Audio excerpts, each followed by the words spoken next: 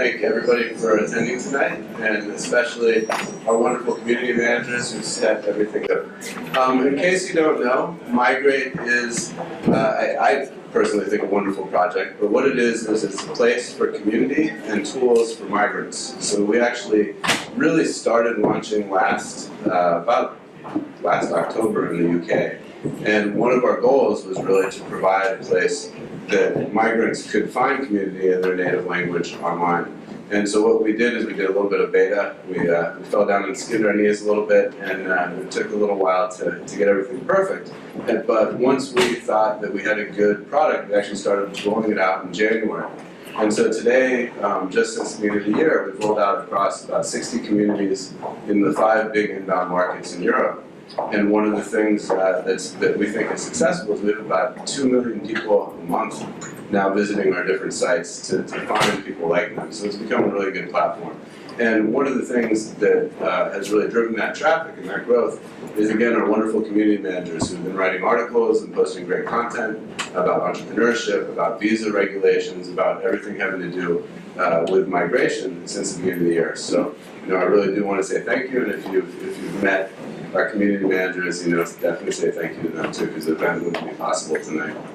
So one thing that's kind of near and dear to my heart, because if you looked around and noticed, most of the crowd is female, is entrepreneurship and female entrepreneurship. And one of the things that I think is frequently glossed over in the press is the fact that 1 out of 3 migrants tends to start a business. Right? So that's a huge number, and is much, much different from the overall population.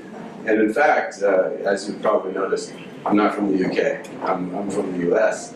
But both my grandfathers were immigrants to the US. One came from southern Italy in the 1920s, and the other came from South Africa in 1930. One of my grandfathers became a teacher, and the other one actually started a small business. Also, my mom started a small business. She had a garden center and before that, a landscaping company. So again, entrepreneurship is something that I think that immigrants are particularly well suited to do, because after all, I think most people in this room, if you've migrated to the UK, had to pick up and leave your family and your friends behind, which is probably the most dramatic thing that you can do. It takes, a particular person takes guts, right? And so to do that is something that I think every single person should pat themselves on the back for, but also is a big reason why immigrants and migrants in particular, are very well placed to become entrepreneurs, because you've got that get up and go. You have the ability to do it. And so I really think that one of the, I look out right now, and one of the great things about the crowd tonight is the fact that we've reached, at MIGREAT, so many people who feel so passionate about both migration and entrepreneurship and female entrepreneurship. So I want to say thank you again to everybody who's participating. I really look forward to hearing the stories that we're going to hear tonight. And I want to welcome our keynote speaker, Ms. Sipra Deb, who has started a line of, you're going to explain more about it, and I'm going to have to peek at my notes because I forgot the actual name, but the Play Arena.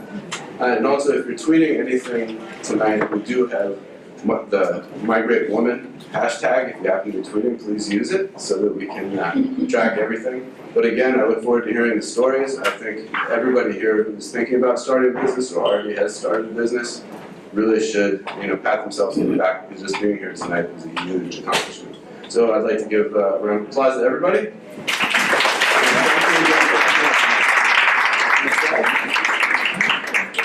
Thank you very much. There was a big cultural difference, but we came with the intention that we were going to be posted into a platform that would give us the best educational grounding for our future professional lives. As such, I qualified professionally. I have a doctorate in molecular biology and biophysics, and trained to be a research scientist in genetic engineering. I don't want to be what someone else is. I wanted to have something that was unique, and I wanted it to be a platform from which to grow. So that's how Play Arena came into being. I researched and I wanted to find a big space. Luckily I wasn't in London. It took me about a year to find the right site. It took me a further 7 months just to do the negotiation with the landlords to convince them that I was worth taking that risk. Okay? And then the basis of all good business is a good business plan. And this is where the skills that I learned as a researcher came into play. I approached 6 banks with my business plan and myself. The only thing I had to offer was my dream. I had no experience, I had nothing behind me, but I was passionate about what I believed in. And the result, all 6 banks came up with an offer that did not involve me mortgaging my life. Okay? That was a really big stepping stone for me. The day the business opened, my baby was 2 months old. And I opened the doors, and my first customer came, and I was holding my baby, and I took the entrance. That day, I will never forget in my life, because a lot of tears, a lot of hardship, a lot of determination had gone into that day. And I never thought I would see the doors open. I was open to learning, and I was humble enough to say, sorry, I'm wrong. That's the important thing. I've made a mistake, I'm sorry. Okay? So as long as you're open to learning and you're open to saying you're sorry, you can only progress. So she deserves a big round of applause, yeah?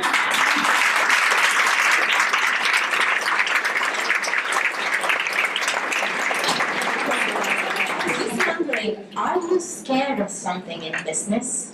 Your story is fascinating, and I was sitting here, I didn't want to end, to make it end.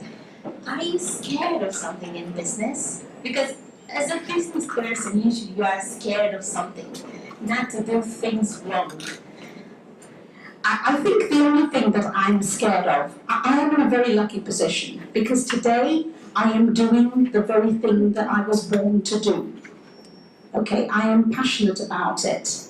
And the only thing that I'm scared of is that something then affects my passion or my drive. The day I wake up and think I do not want to come to work is the day it's over.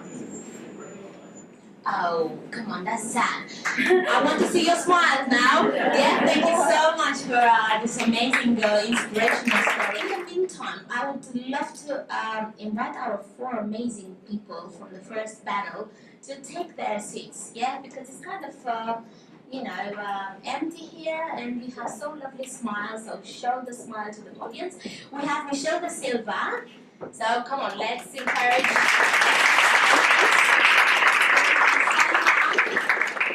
Sally Wang, yes, it's coming. We have Susan Fang.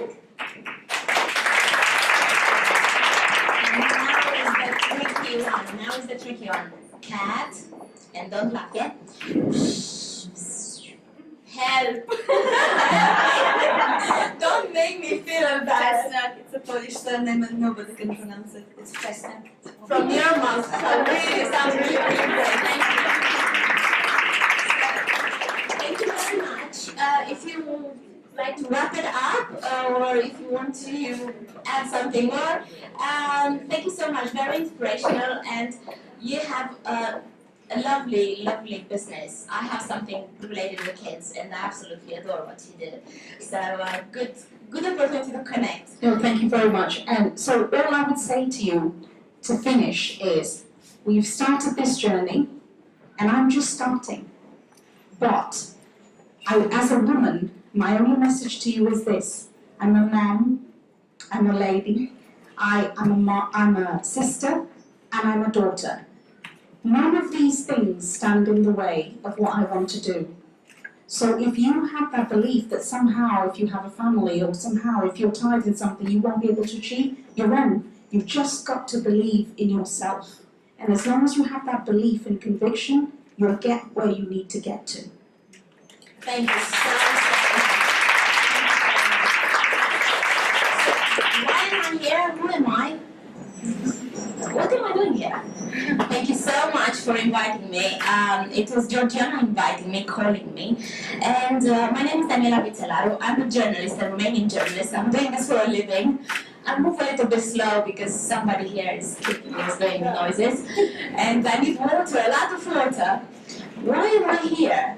I'm here because what you do, guys, is fantastic. It's absolutely fantastic. I'm running 3 businesses in London. I'm in London for 5 years. I was living in Milan for almost 10 years before moving to London. So we have amazing things running tonight, but I don't want to just talk about me because I will never finish. I'm a journalist. I'm running a business, is a magazine, the only Romanian magazine which is bilingual and is about success. That's why I'm here, because I loved your subjects, successful, inspirational things, and also women. I mean, lovely, absolutely lovely. And I have television for kids. It's the only television for kids in the diaspora, dedicated to Romanian kids, because we think it's fantastic not to lose our origin. And many kids are born in this country, and without them realizing, they lose what is the most important, identity. And the third one is about fashion. I fell in love coming to a London Fashion Week once from Milan, studying their fashion communication master, and coming here for London Fashion Week to see the difference. So I had to compare Milan Fashion Week with London Fashion Week, and I was like thinking like, wow, I feel so comfortable here. I feel so good. As I said, I like to talk a lot. I was reading about you. Wow, just amazing things you do and great things to share. And I do not want to talk about people. I want to allow them to talk about themselves, because as I'm passionate about my businesses, about my path, I had many ups and downs, and as Shipra said, sorry, the pronunciation is funny, no? Shipra, yeah? Good. So as she said, we all have ups and downs in business, and it's good we do, because that makes us stronger and better and allow us to discover, to improve. And of course, when I started my business, the magazine was the first one. Everybody was imagining being a journalist for 10 years previously. Everybody was like, wow, Daniela, that's fantastic, carry on, yay! That was like a marathon, yeah? Me and a lot of people around, and yeah, carry on, go, do it, it's fantastic. I was just running with my passion, of course, no? Like, metaphorically talking, I was not really running. So I was just so into it, and in the end, I was like, having nobody around, because nobody really believed in my dream. But now it's a successful magazine, and sorry, I don't have the new issue. It will come up in November, but I promise you're gonna have one. About success in my community. You're gonna find out about Romania how you don't know it. It was the reason I started was a need, probably as many of you started your businesses, and I'm very interested to find out what was the idea, why you started the business you started. So let's start with this beautiful lady here, Michelle. Although I am British, I've spent a lot of my life overseas, not just because I was born in Malaysia, but I actually had worked, was educated in England from the age of 10. I was sent back from Singapore, in fact, my parents moved to, and I was sent, like most English children in those days, back to boarding school at age 10. I didn't see my parents for, I think, a year at a time, so people have been horrified by that. But anyway, I was educated in England, and I did various different things, including going to drama school, being a photographic model. That was a very long time ago, I might add, and finally an air stewardess. I had no aspirations of business at all. I just wanted to have fun. I wanted to travel the world. Then I married an American banker. I went to live in Singapore, where I had spent much of my childhood. Then I went to the Philippines, then to Hong Kong, and then to New York. When I lived in Hong Kong, I realized that I had a real desire to do something, not just a sort of glamorous job. You know, the I never really took myself that seriously, I think. And I decided that when I was in Hong Kong that I would accept an offer of a job as a sales manager for a travel agency. So from Hong Kong, I had a lot of success there, and then I went to New York with my first husband. This was my American banker husband, and I had a very successful career there as well. But I came back to England after 17 years away, and that was a challenge because I'd also lived in Italy, which was again a challenge. I came to live in England after working in Italy, and working in Italy was tough because much as I love Italy, the whole work situation compared with New York, where I was very successful, was quite different. And as a foreign woman, I wasn't taken very seriously. I didn't have much earning power. But when I came back to England, I had been an airline stewardess the last time I lived here. So you can imagine, nobody was clamoring to hire me because I talked about Hong Kong, I talked about New York, I talked about Rome, but you know, they said, well, you haven't had any local experience except being an airline stewardess, and that doesn't count. So I was very determined.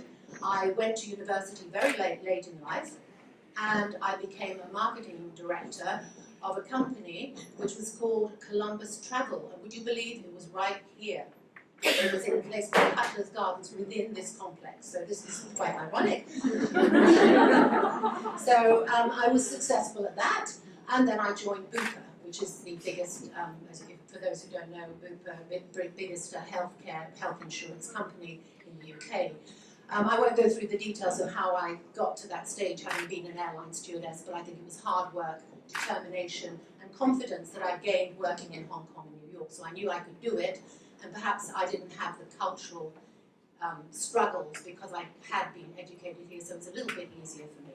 But my Brazilian husband did have some struggles at the beginning, but he was also successful in business here. So after all of this, I had this very good job at Bupa. I'm not saying I was passionate about it, but it was a very good company. I had a company car, I had, very good salary, I had a lot of benefits. And I thought, well, this is great. And my husband had an amazing job. So we had a lovely house, we were paying a mortgage, and we were comfortable. And then my husband was made redundant. His Italian company decided to move back to Italy, but we didn't want to go because we live here. So I said, let's start a business. I'll carry on with Bupa, and because there's one good salary coming in, at least the risk is less. So we worked together, and me in my spare time, evenings and weekends, and him full time, and basically he started this business on the back of what he'd done before, which was student accommodation. And he worked for the biggest student travel agency in Italy, but he didn't want to go back to Rome.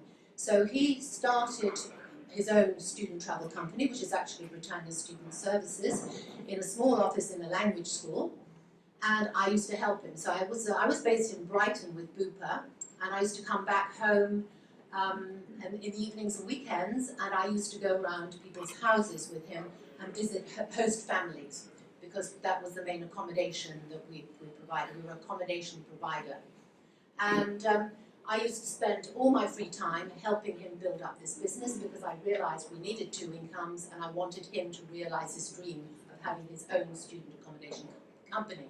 And that was fine, because we had one strong salary, and a company car, etc. A year later, I was made redundant. So Bupa said to me, look, we are moving our marketing departments to Manchester. You're welcome to reapply for your job, but you don't have a job anymore, but here's 3 months' salary, and you can keep the car for a little bit longer. So I didn't want to go to Manchester, a lovely city though it is. My life was in London, so I helped my husband. And that was really scary, because we didn't have any having gone from at least one strong income, we went to being in a situation that both of us were responsible for this business, which we couldn't afford to pay ourselves very much from. But it's been worth it. The business started in 1997. It's now, we consider it to be the leading student accommodation agency for international students in London.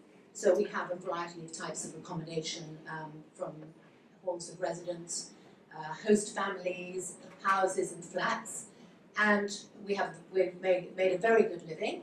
has been a lot of determination, a lot of difficulty along the way, but finally a lot of success. We have a team of about 25 people. I say about because we do have some part-time people that visit accommodation. We have a 134-bedroom student hotel in Brighton, and it's been worth every bit of it. I'm happy to have a great team of people and a good lifestyle as a result of our efforts. Experience. But I think it's about tenacity, it's about determination. But I do think for people in this room, anyone who's starting a business here, one thing I would say is I think it's very important to integrate, and integrate, not just have friends from your own community, but integrate with others, integrate with British people, from a cultural point of view, but also to be part of I mean, London's great because it's so multicultural anyway, but be part of London as a whole. And that's what I did when I went to Rome. When I went to Rome, I was divorced from my American husband, and I went to Rome to be with my now husband, who's Brazilian Italian. And one thing I did when I arrived in Rome is I said to myself, I'm not going to mix with the English community. Now, I'm not suggesting that you do that with your own community here, but in Rome, I was determined that I had to be part of the Italian scene. And for a year, I deliberately didn't speak English or mix with English people, English-speaking people. I was very lonely, but believe me, my Italian was fantastic by the end of it, and I really felt at home finally. So it was a lovely experience. Thank you so much. A big round of applause for Michelle. Let's ask Sally, what about her mixing with other nationalities or staying in her own community? I don't know, I was just trying to make the link. How was it for you, Sally, when you first arrived? So thank you for inviting me. I just want to share my story and hopefully you can get inspiration. The reality was very, very cruel because that time you need a work permit to be able to work for a foreign company. And the foreign company, a local company, will only hire you if you have a work permit or you have the ability to be able to work. So that time I was like, this is catch-22. I can never win. And the lucky thing is, I remember that time I met another girl in the university here. And one day we were in London at the tube station. And she said, I so wanted to stay in London and have a different life. This is why I come here for. But my visa expires after my graduation because they only give her 1 year visa for the master's degree. And she has to go back. She didn't manage to find a company sponsor her, so she has to go back to China. And she's doing really well now. She's the director for Nike in China, the whole Asia Pacific for marketing director, so she did really well. I was lucky in some ways. I think the immigration office made a mistake on my visa. They gave me 1 year extra. Exactly 1 year extra. All my classmates, they went back home to China and I stayed. So I thought, okay, now this is my opportunity. I really have to give it a go. And I went for so many interviews. And finally I got a job with a UK company. They offered me the job. I turned up on the day and they said, okay, now go to our accountant department and get your passport sorted so we can put you on the payroll. I went to the accountant and she saw my passport. She said, you don't have a work permit. We can't take you. So I said, why didn't you tell me 3 rounds of interview before that you need work permit? Do you see my application form? Why you do this to me? I was devastated that time and I thought, the whole world is against me. Where am I going to go from there?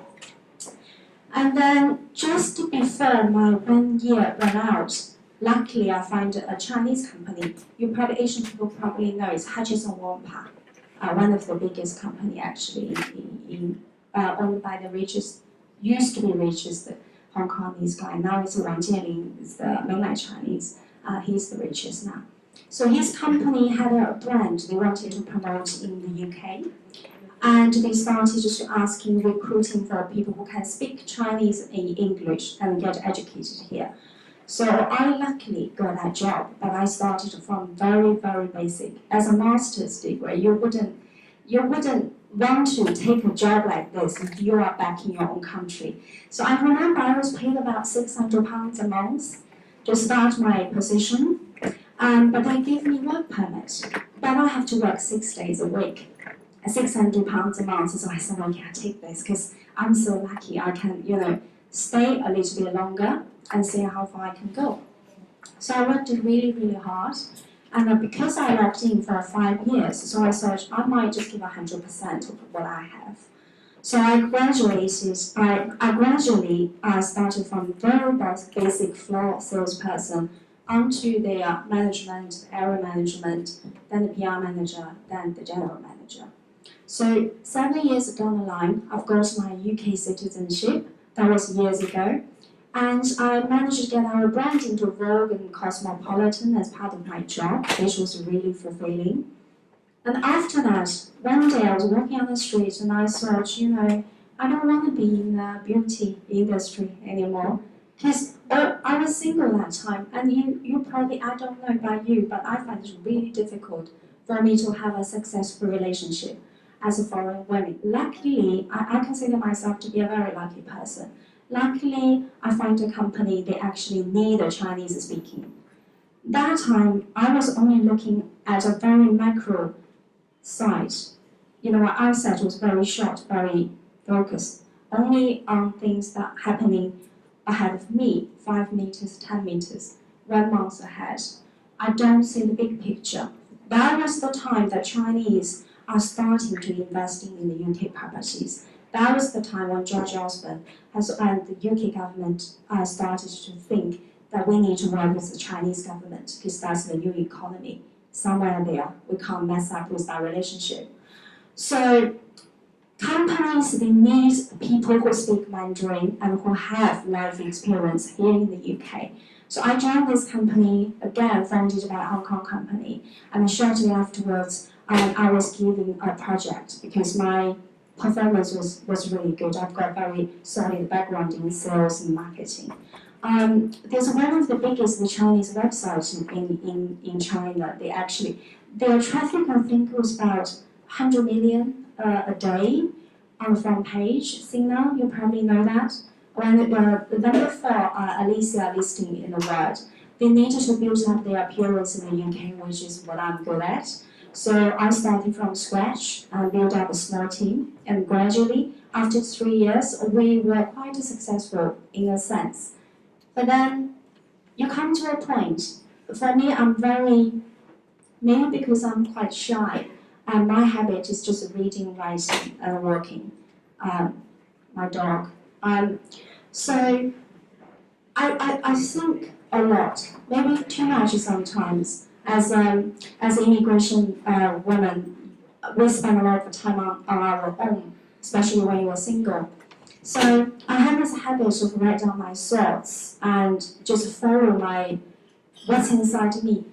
I developed this habit of just follow what's inside of me, what's come inside me, I follow it, and I see where this is going to take me to. So I was working, the team was successful. It comes to a point, I was telling myself, I have to do something for myself. I can't just work for other people.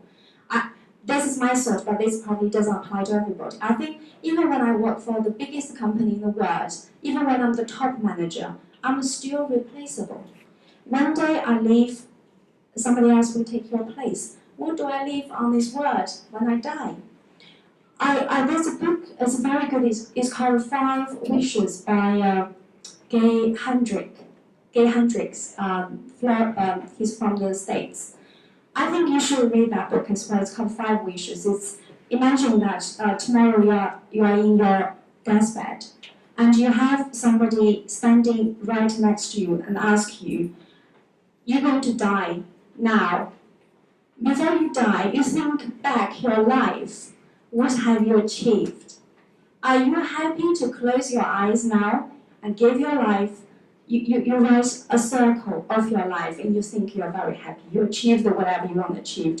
You don't have any wishes. Then you're still somewhere there you haven't accomplished. So that is actually one of my biggest fear. I fear if I die tomorrow, have I really lived Have I really done things I wanted to do? Something really come out of my mind and leave some impact on this planet and on other people's lives. So now I started my own company about 5 months ago. It's called SGW UK Property Investment. Basically, I'm just doing whatever I've been doing. And also, I founded a charity called House of Books 5 years ago. So what that charity does is to bring the books from all over the world and ask everybody, just one person donate one book, but you have to write a sentence on the front page of the book. And I translated it from different languages into Chinese and bring back to a remote village school in China, and just set up a library for them. So I've been doing that for the past 5 years. I'm still doing that. And I've always wanted to write a book. I've got a novel manuscript 5-6 years ago. It's still under my bookcases, but I think one day I will turn that into a beautiful novel, hopefully. But then now I just written the first bilingual book, English and Chinese. It's called Buy Smart, What You Need to Know When Investing in UK Properties. In Chinese, it's called 智慧买家, 英国置业三部曲. So the book, the foreword was written. I was very lucky to have Lord David Evans. He wrote the foreword for me. And before I finished the book, I've already got 3 book launches sponsored by different companies, some of them from the parliament as well. So that was very good to see things in my mind actually onto the paper and actually get it published. So the book now is available in Amazon, Kindles, Apple iTunes, in UK, USA. In China, it will be published by one of the biggest Chinese press. It's the equivalent of the Cambridge University Press in the UK.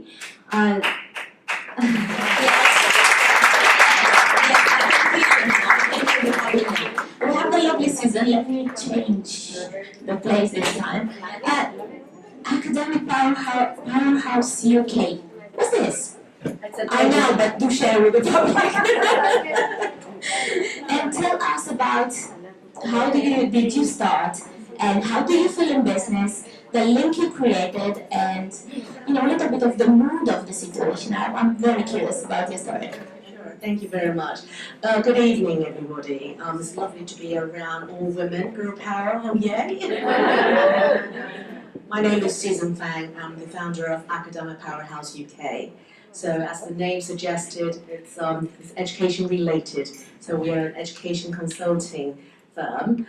We have 2 sets of clientele. On the institutional side, we have clients like UCL, Durham, and Exeter. So we advise them on marketing strategies on recruiting international students.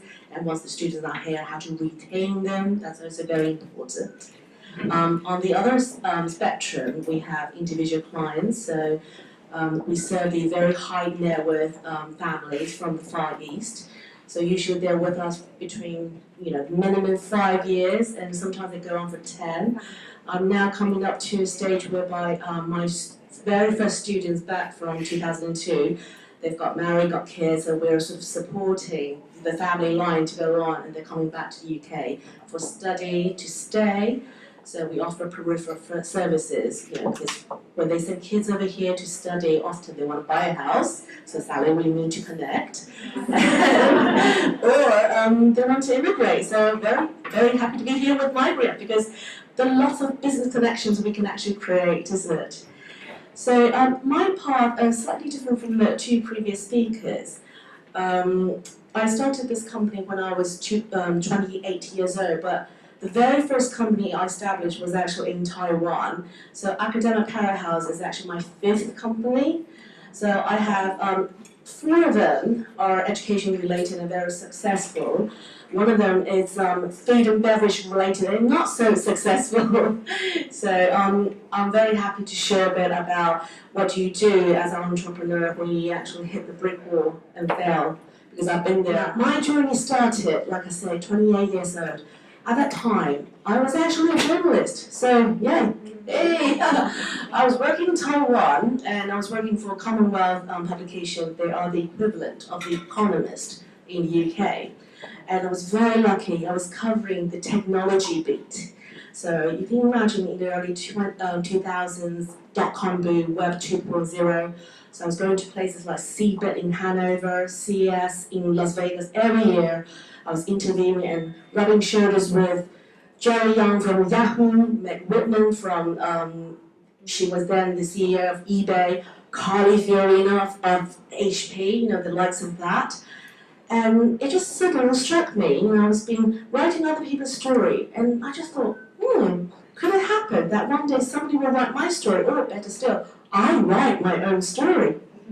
Could that be, wouldn't that be something to look forward to? So these people were my role models, and I really, really was so passionate about trying to replicate their paths. So that was my motivation. I wanted to do what they do. If they do so well, might as well copy what they do. So I knew I wanted to start something up, but it just felt, what is it? What can I do? So when it comes to the, first of all, aspiration, I want to become an entrepreneur. Secondly is, what will motivate me? Is it really purely about money? I was earning a very good salary as a, deputy editor for the Commonwealth Publication Group. That was very highly respectable in Taiwan. So is this something else that I was looking forward to? Is there a hole in my heart I wanted to fill? I think it's all a matter of creating a legacy, what you want for the next generation. I saw there's a gap in the market. Now, Taiwan at that time was very US driven, so I thought, okay, nobody's doing the UK side. It was early 2000s, so I could be the first mover. So that really kicked me, and I thought, hey, this is something totally brand new. So that was my motivation of setting up the company.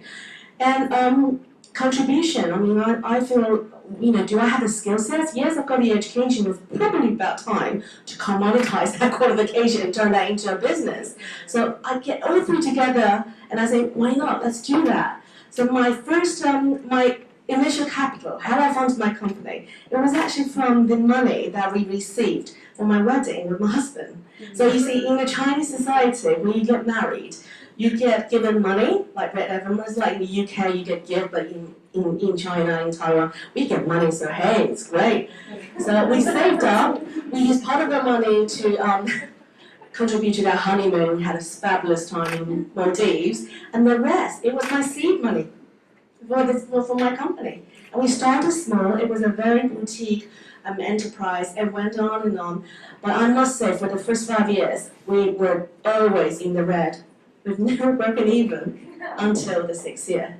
So that's something to to really bear in mind. It is very tough. There is a saying, 90% of the new startups would die because they run out of money in the first 3 years of their life. So I was thinking, hey, I managed to pull through it to 5th year. Come on, show me some money. So thankfully something happened. 2008, we went to China, and that happened. And suddenly we were dealing with, in Taiwan, 100 students. The first year I was in China, I was dealing with 1,000 students. Yeah, and that's how I started my second company in Beijing. And again, it's education related, but it's a different company, it's a different model. In China, we were working with different different agencies in different provinces and cities, because we knew as a small player, there's no way, we don't have the money, we don't have the network to set up every single office in every single province. There's no way. So you just have to partner up with everybody. So instead of building our brand, we didn't have a brand in China. We just used the, I'm not sure whether you guys are familiar with the term OEM, original equipment manufacturing, that we use in industries. That is, we just make other people's things, but they brand it out, as Apple, as, IBM. So the same with us. We were actually the back office of all these big agencies in China, and we were doing their UK work. So that's how I started up the second business in China.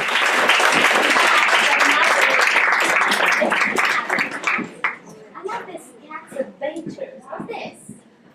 It's a fantastic idea, fantastic name. Cat Adventures is Business and travel? How do you mix business and travel? Very Well, the company is called Curious Cats Adventure Club, and it's basically travel and events. Tell us We more. travel over the world. It's an amazing. I'm really lucky to be able to do that because it's actually allowing me to follow my dreams. When did you And start? It started 3 years ago, and I wasn't always business minded. I didn't even think I wanted to start a business. But at some point in my life, while I was, Was that following the something? career, What was that? there was a friend of mine who moved to Lanzarote, and he basically lives there. Lanzarote is at the same level as Africa, so it's always really hot, but it's part of Spain. So he works as a court clerk, finishes his work at 3 p.m. and then goes surfing and enjoying the sun. And then visiting him made me realize that there is something wrong with our work-life balance here in UK. And no matter how far you go in your career, either you don't have enough money to do the things you want. I mean, for me, the passion is travel, so you need some money or some time to do it. So either you don't have the money or you don't have the time to do it. And watching him, I thought, well, I have to change something. So I started thinking about setting up my own business. And as Sally said, I was toying with lots of ideas. It takes you a while to find something, because it really has to fit you. It has to be something that you are good at and you feel good doing. So it took another couple of years before I got to the point where I actually was able to start something. And the opportunity came along when I wasn't actually looking. I wanted to go hiking. I was at the loose end one of the weekends and I wanted to go hiking. And all the hikes on the internet were sold out. So I just called a couple of friends. We went there without a map, without knowing what we are doing. And we still had a lovely day. We kind of got from A to B, probably completely different way than it was planned by the other group. But we got there, and it got me thinking that, well, there is a need in the market, because obviously I wanted to do it and I wasn't able to get a place. And I'm good at it. I'm good at organizing things for friends, and it works. So I kind of started doing this. I started a hiking company. I didn't know how to read maps or anything, so obviously I had to learn all that. It took a while. Obviously now I've done all the courses, so I know what I'm doing, and the events are very professional, but it took a lot of years to get there. Once I started leading the hikes, I was looking for other things that I could do as the group to make our company more interesting and to offer more things to the clients. And I've realized sky is the limit. So I started going through my bucket list and just traveling wherever I want to go. So as long as people can, as long as I can find people that want to follow me, I can pretty much do anything. And I never looked back. I love doing that. I'm really happy, and I just think I'm the luckiest person in the world to be able to follow my dreams.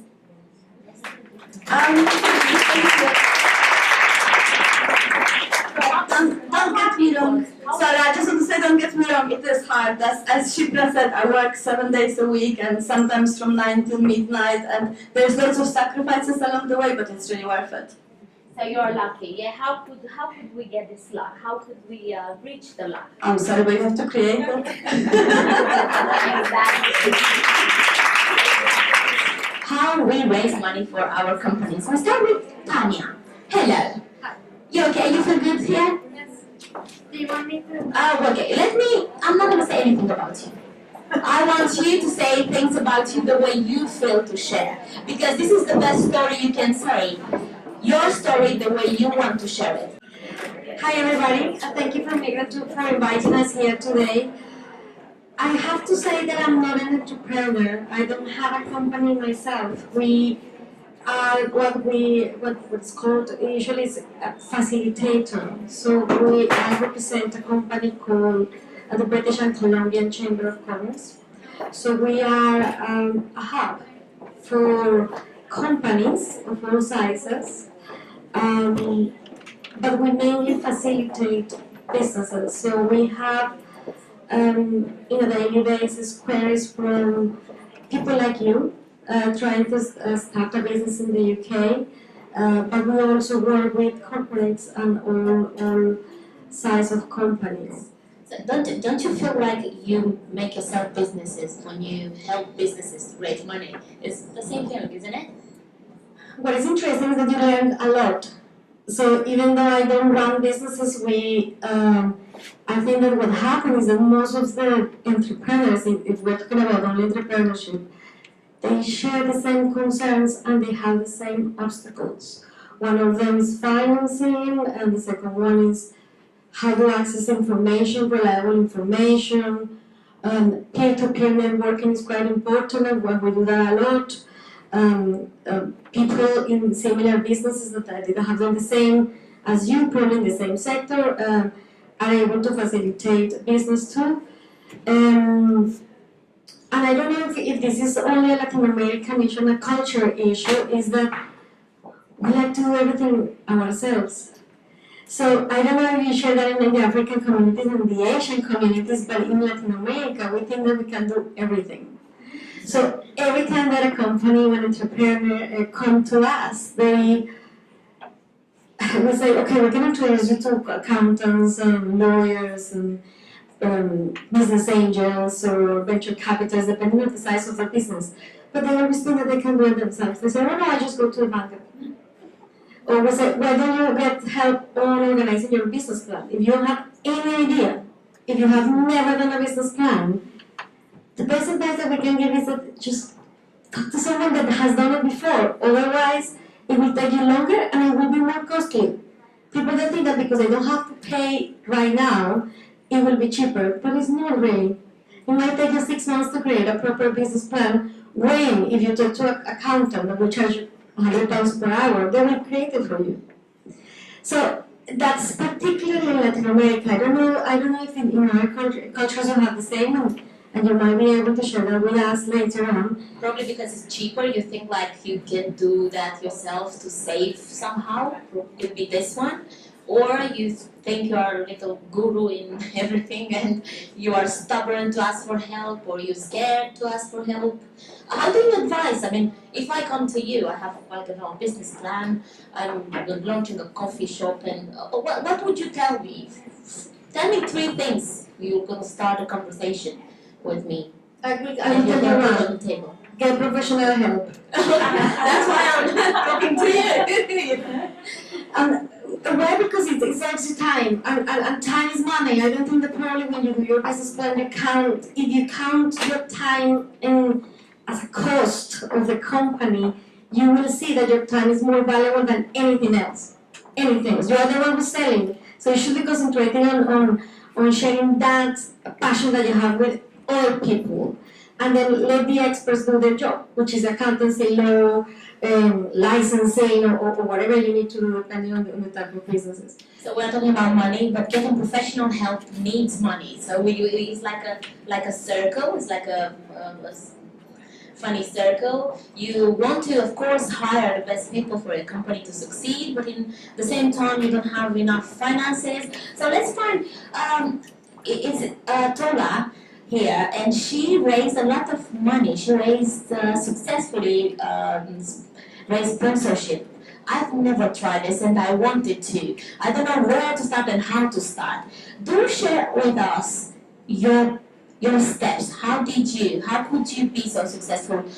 Share with us. I want to learn from you, because this is a big issue, and from startups is definitely a struggle to make money to carry on with their dreams. And sometimes great ideas die just because of that. Do share with us, how did you do it? So Tora is the founder and CEO for America, Women for Africa. That's fantastic. I will let you tell us a little bit more, and to reach this point where you raise money for successfully. Thank you. I'm very particular about time, so I'm not going to talk for more than 5 minutes, and I'm going to time myself. Brilliant. So my name's Tola. I founded Women for Africa alongside with my husband. It's been tagged as the largest gathering of African women in the whole of Europe. We do an annual event every year, and we do it in Kensington Town Hall. It's an awards where we celebrate and elevate women, not just of African origin, not just women from Africa, but women that are for Africa. So if you're a woman and you're for Africa, then Women for Africa is for you. We raise money in 2 ways, sponsorship and also from the event. We put on an event, and for me, if you're going to go into business, it's either you're going to provide a service or you're going to have a product that you're going to sell. Now, we raise money for sponsorship and also through the event. So our ticket sales are evident of our event selling. People that know about our event, that are interested in our event, our events sell out, basically. It sells out way before the date. And people are looking for tickets and we can't accommodate them because the venue only has a certain capacity. So my thing is, you have to buy early if you want to be there. That's the motto. But we also raise money through sponsorship because we know that a lot of brands want to penetrate, whether it's women or whether it's Africa. So we raise money through sponsorship.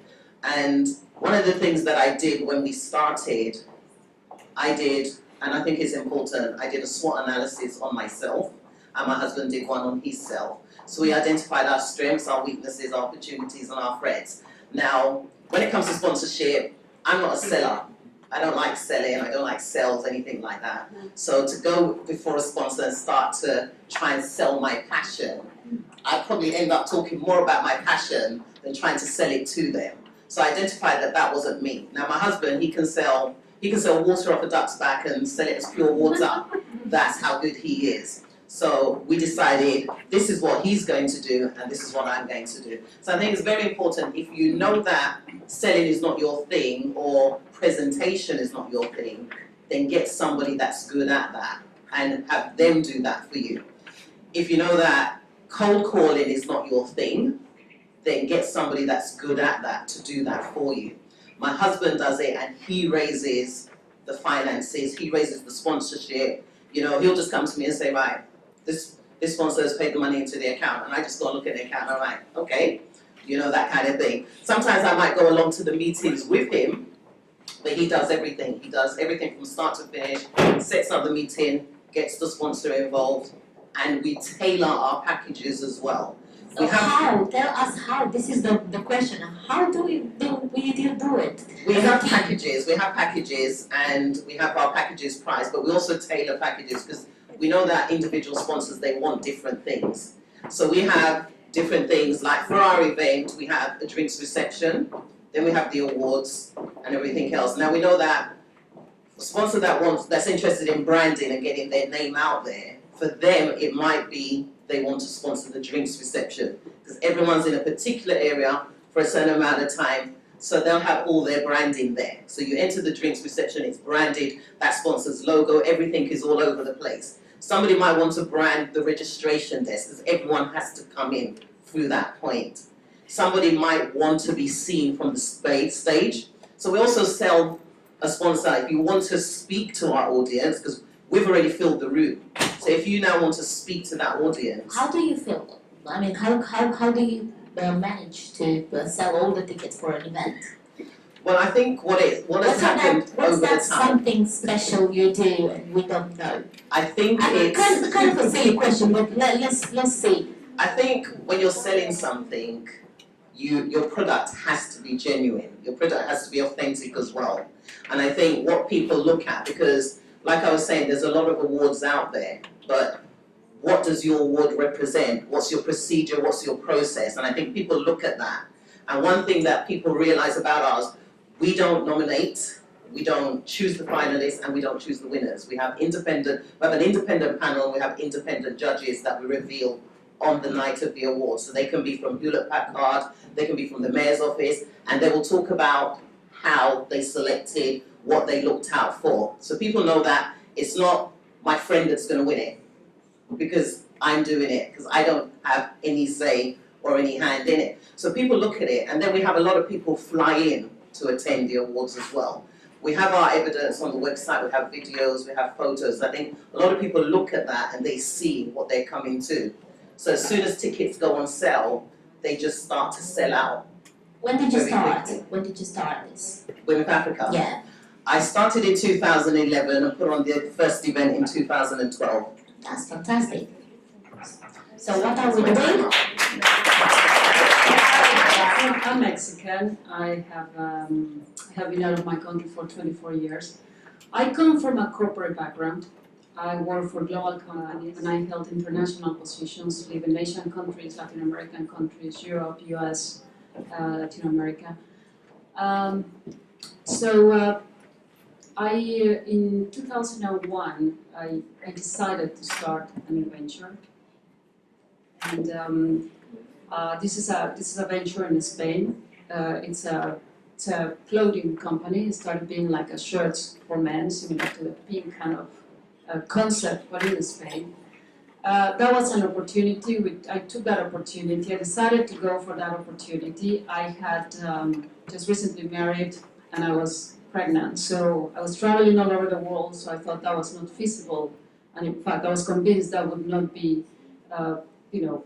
compatible with if I really wanted to raise a family. So I had this opportunity to found this company, charity company, and the first thing I decided was, okay, we needed €100,000 to start a business. And after looking at my finances and talking to my husband, I decided to put 55% of that on the business. And then I said, okay, well, let's get a loan from the bank. Well, that was not feasible. The bank at the time asked, or the several banks want proof, and take this in note, they want proof sometimes that you will be able to meet your financial commitments, not only your expenses, that you will be able to generate enough income to cover your expenses, but they want proof that you will be able to pay the interest and the capital repayments on the date that you set. They also want a security, a mortgage or a house or something against their loan. So I said, this is way too much. And they sometimes want for proof of track record. So that was not an option for us. So I said, okay, where did I get the 45,000? So I decided to invite friends and family. And I offer 45% of the company in exchange of the remaining 45,000 or plus. I ended up with 7 partners, minority partners. Some of them decided to invest 10% of the business. Some of them wanted 10% of the business. Some of them wanted 3%, 5%, but there were 7 partners. So that's why I started. I got the money, no debt. So and that's how I launched my business. Obviously, I was really concerned when I started the business. I was really afraid. Different to a lot of you, I was really a chicken. I was really, really afraid. Going from the corporate world into the own business brings about a lot of give-ups. The comfort of corporate life, you won't have it. First of all, you give up financially. You won't only get a salary, you won't see a penny for probably years, but you're putting your money, your savings into the business. You also give up your social life, because you socialize with the people that you work. And when you set up a business, I was afraid of loneliness. And so that was another point.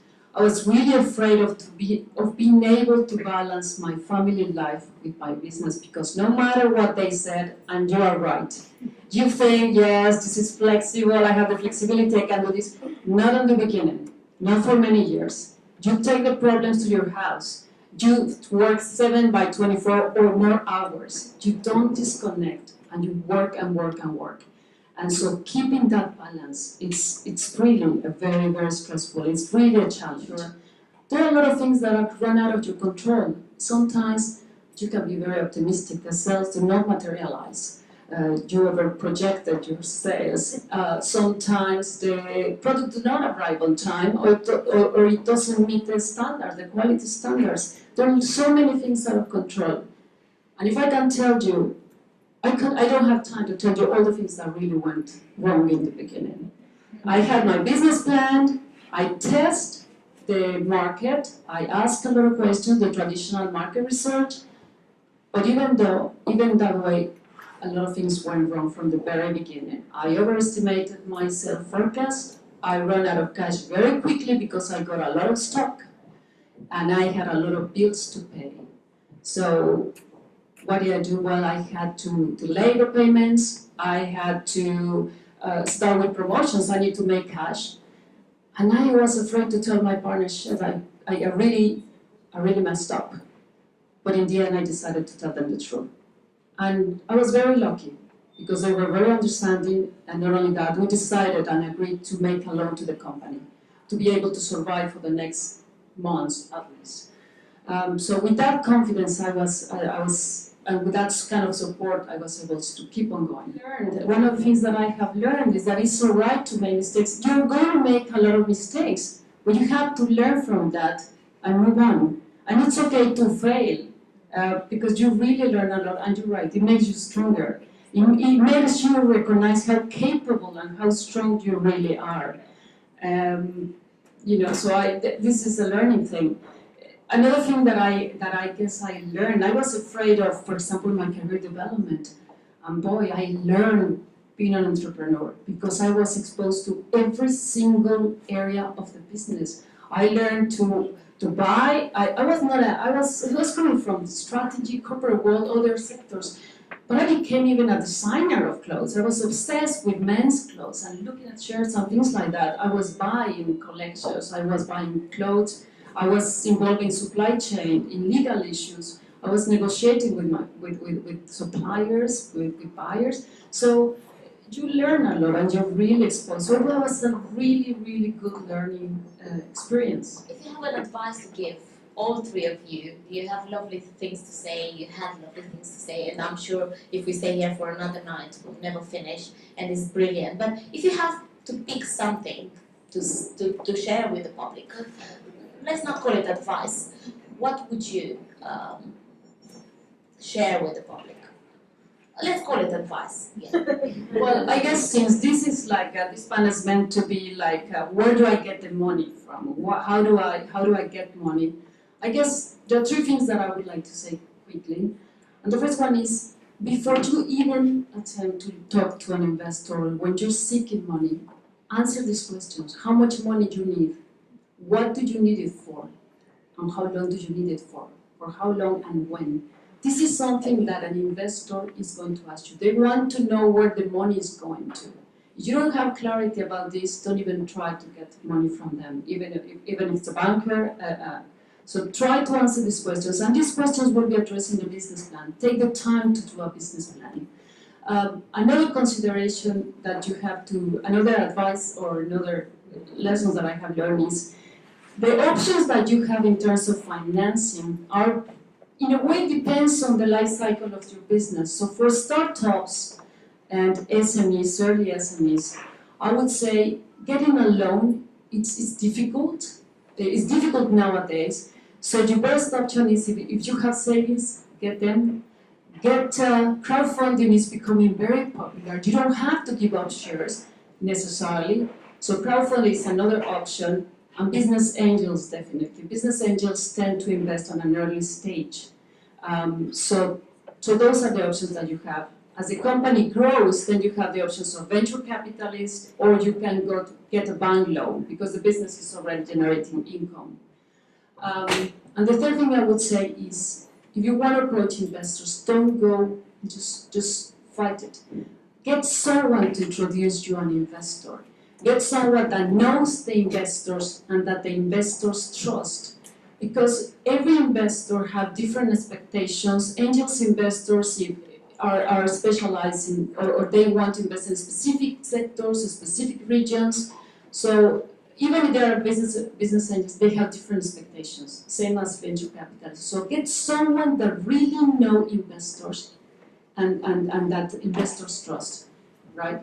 The other thing is, don't give them a business plan. Investors, and get this, understand this, first of all, investors care about product market fit.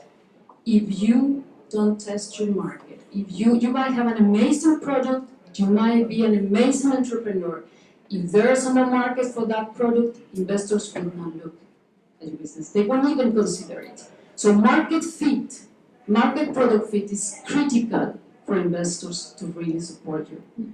And the other thing is, don't send them a business plan. They don't invest in business. They invest in stories about business. The stories, who is behind it? Who is the team? They want to hear about the team. They want to hear about the product. They want to hear about the market, the solution for that market, the need on the market, and how you're going to solve that solution. So just tell them a story, a very compelling story, and support that story with facts, with a lot of data. So these are the things that That's fantastic. Lovely. Ask them more and to connect more. Thank you so much for Thank you, having Daniela, me for here inviting them for and moderating. amazing stories. Yeah, I was not. This we're not at our project. There's a button magic here. Hello. Right. Thank you. Yeah. Oh, God. Thank you, everyone, for coming tonight. Thank you, Daniela, for moderating. You're a migrant woman, entrepreneur, and pregnant. Thank you very much.